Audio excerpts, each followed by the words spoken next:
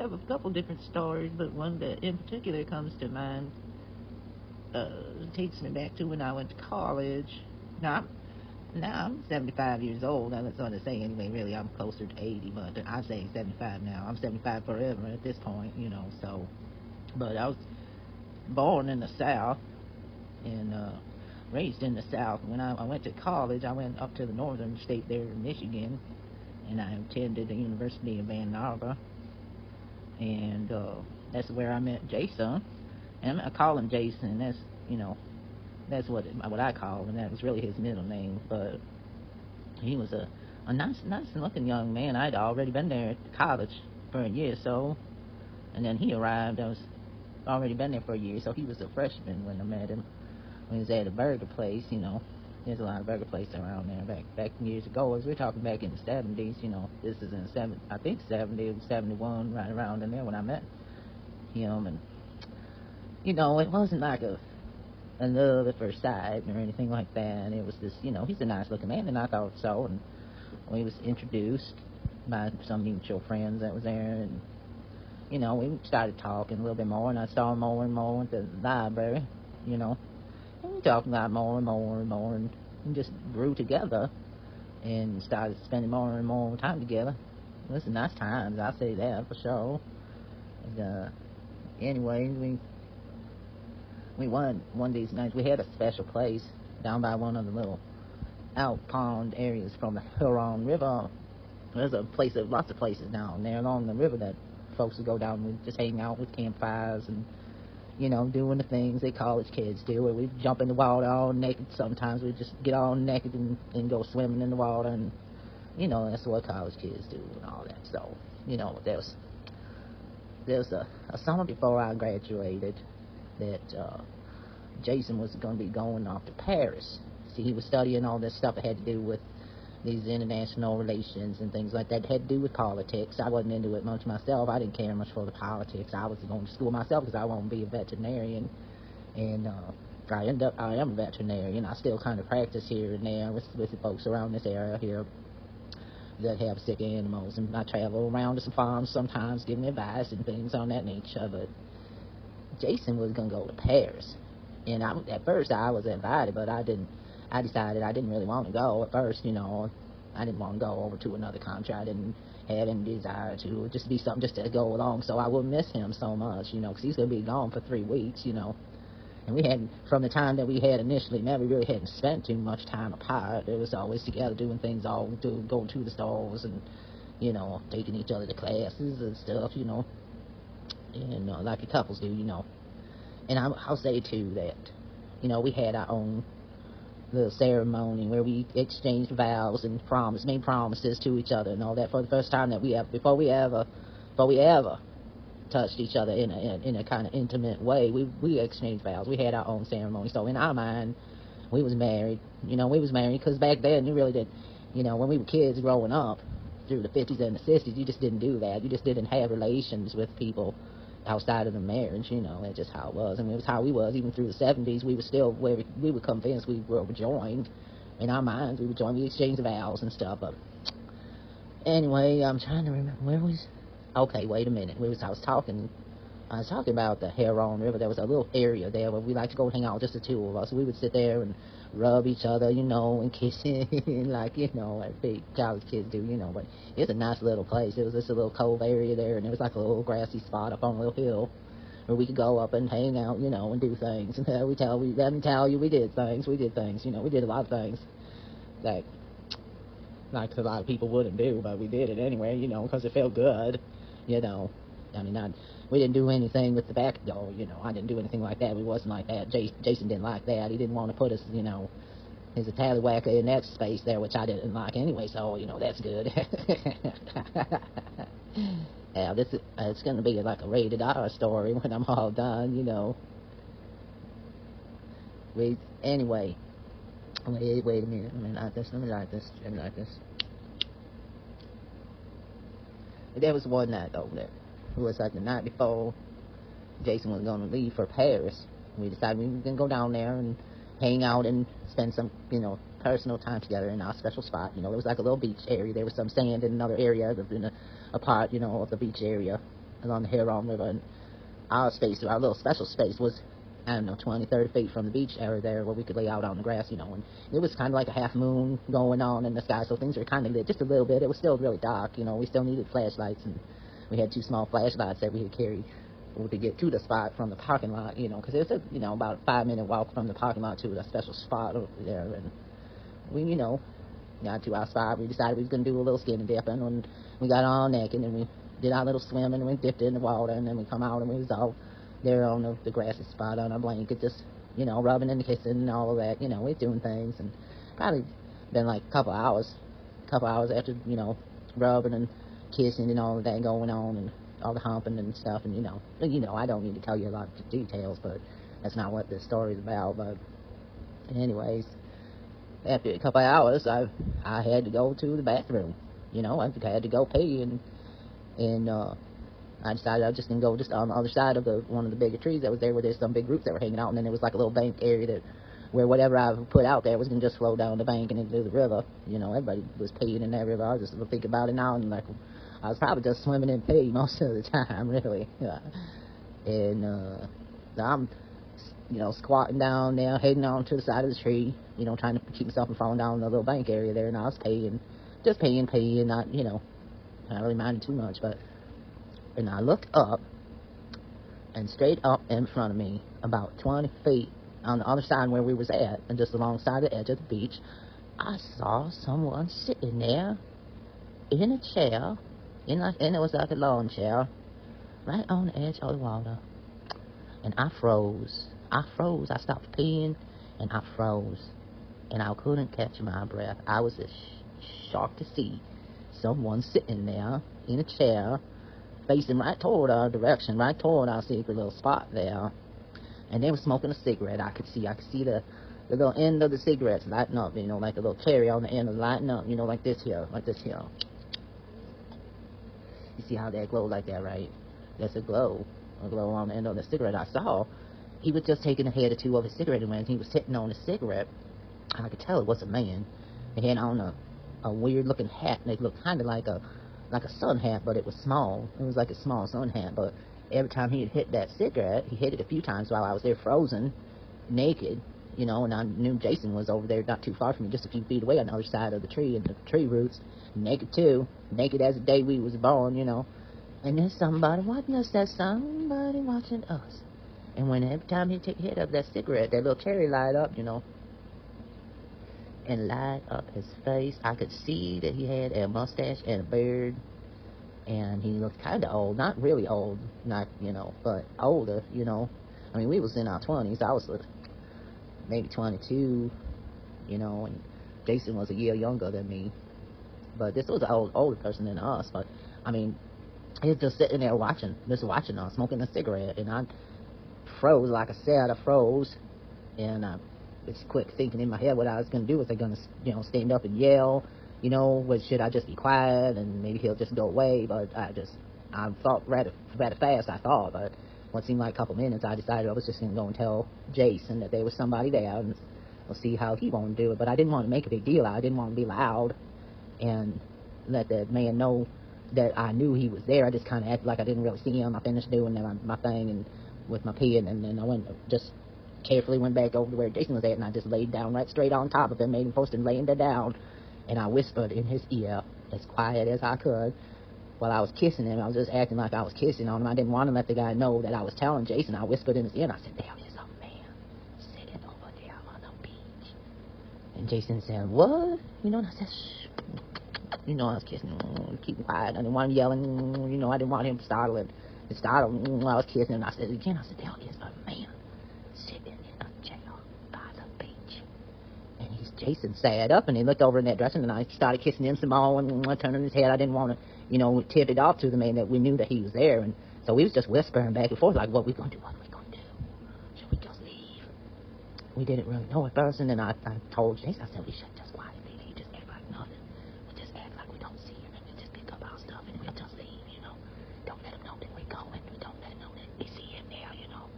And so we got up, and we grabbed up the blanket and our clothes, and we just kind of started casually walking back up toward the path, and we're looking behind us, and I noticed that he had stood up.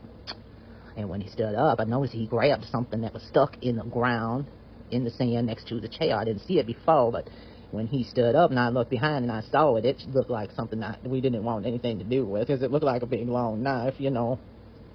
And we got, like I said, it was about 5 minutes. And I walked back to the parking lot where the car was, and we walked rather fast. And I told Jason, I said, maybe we should run since we know where we're going. And I told him to say, get the keys ready. As I started talking loud about how I was cold, I was ready to get into the warm car. I'm cold, Jason. We didn't even get to the car because I'm cold. And we started walking faster, and I noticed behind us again, and he was walking in our direction. He was coming closer. He wasn't running or anything, but he was coming towards our direction, and we started walking faster, and then we started running just a little bit, just to get to that last little bit to get to the car. And we got to the car, and Jason got the keys, and we got it unlocked, and we got in there, and we locked the doors. And when I looked up toward the path where we had come from, he was standing there. And he had one of them long, like, jungle knives, like a big, long machete thing, And Jason started the car and turned on the headlights and shot it right down at him. And sure enough, it was an old man that had on these old dark blue overalls. He had on these big boots and that funny little hat. And he had a big, long knife in his hand. And Jason just backed up out there, backed up, keeping it, and it looked like he started coming towards us, and so Jason backed into a little spot, then he was able to turn around, and we just hauled ass out of that place like nothing. It was so scary. I would say I was so scary. We got back to my apartment there in town, and on near the campus there, and we're still naked. It was kind of fun, because we noticed we were still naked. We had been so scared we didn't realize that we was naked, driving down the road naked. And when we got to the apartment, we decided we just not going to worry about our clothes. We just wanted to get inside. And so we ran from the car with our clothes and everything, and ran into the apartment. And I told Jason I wanted to get a shower, because I always cleaned off the lake in the river water anyway. And the time I went in the river water, I had to rinse off, So we decided we just didn't take a shower together. And we got in the shower, and I'm, rinsing everything off, just trying to rinse off all the river water and rinse away all the fear that, we was feeling. And we just told each other for several minutes, and I realized all of a sudden, I just realized I left my bag that had all of my stuff in my identification card, my college papers, all my stuff like that was in my bag, and I had hung it on the branch of the tree, and I didn't remember grabbing it. So I told Jason, all of a sudden I was like, oh, my bag, I left my bag down there, Jason, I left my bag down there. And he's like, well, we ain't going to get it now. We decided it was, like 1, 2 o'clock in the morning by this time. So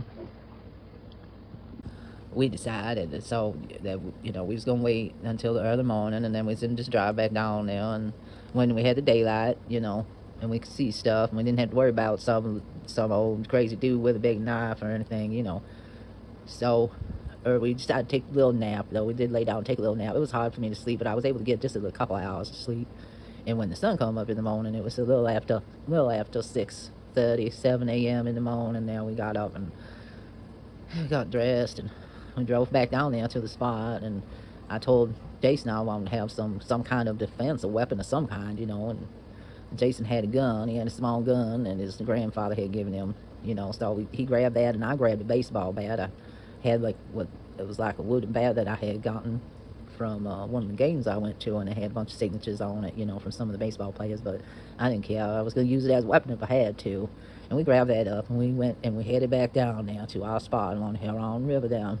And when we pulled up to where the parking lot was, we noticed there was a couple of police cars sitting there, and then the sheriff was there, and there was another big vehicle, big white van that was there. And there was a fire truck and a couple of ambulances that was there sitting there in the parking lot. And we got stopped when we went to pull in. We got stopped by a police officer that said, it said this area is closed off for an investigation. And we, told him that we had been there the night before. We kind of told him the story, how we had spent some time there and we had a special spot, and now we noticed that there was somebody that had been watching us, and we left in a hurry. And I left my bag hanging on one of the trees, and he went to his little walkie-talkie thing in his car for a couple of minutes, and he came back and he said, I got an officer coming up that wants to talk to you. And when another officer came pulling up there in his like a little golf cart thing I ain't seen before, and he pulls up there, and he's got my bag.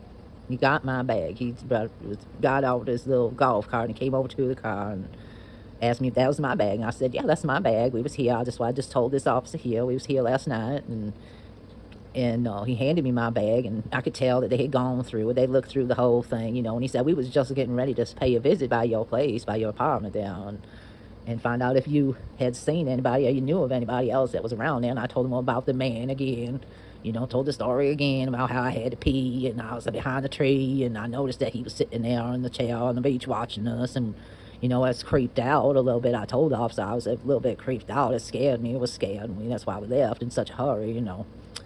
And he asked me if we had seen any other kids, as he called us. We was called kids. He called us kids, and said, "Just there any other kids out here? Did you see any other kids?" And I said, "No. I mean, we didn't see any other. There wasn't just us.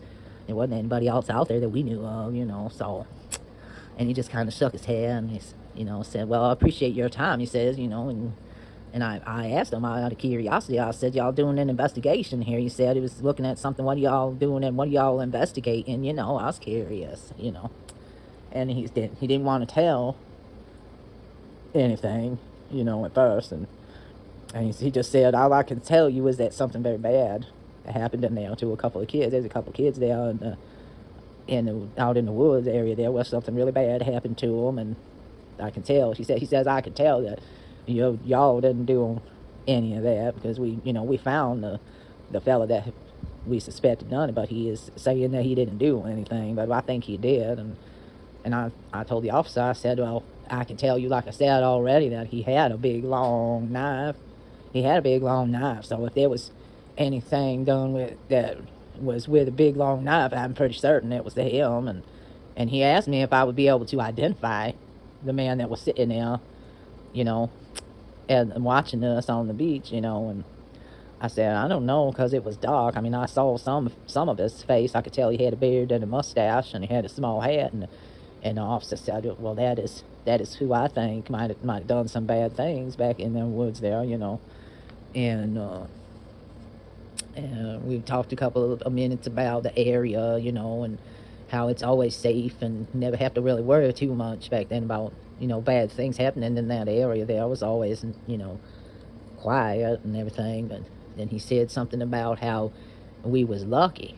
We was lucky that we left when we did, because that could have been us all chopped up, and when he said that, I was like, what do you mean all chopped up? And he said, I really can't say anything else. I shouldn't have even said that. I shouldn't have even told you that. But you should just go home, and you should be safe and know that we got this under control here, and there's nothing else to worry about. And we never did go back to that spot, but I'll tell you that it was that moment of complete and total fear that we both felt. Jason and I both felt that fear. It was deep. It was a deep fear. And it was a moment where we bonded. We had bonded forever at that point. And I mean, he's gone now. I lost him last year, to cancer. Cancer took him away from me last year, but we've been together ever since. We had just celebrated our 50-something anniversary. We've been together for a very long time, for our whole life. And that one moment where we had that fear, there was a deep fear inside of both of us that bonded us forever. And I just wonder if I had stood up and made a big deal about him and confronted him, if we would even be here. We might not have made it out them woods, because apparently there was another couple that didn't make it out them woods. And I remember seeing a very short story that was written in the college campus paper, just a couple of small columns on the back page area of the newspaper where they talked about it, and the police did their investigation, and the man was found guilty. They found stuff at his house that he probably shouldn't have had at his house, and everything. He's a real bad character that, they put him away and everything. But that's the scariest moment in my life. Never had I ever, my whole life up to that point, and even afterwards, even up to this day, never felt that level of fear like I did that night.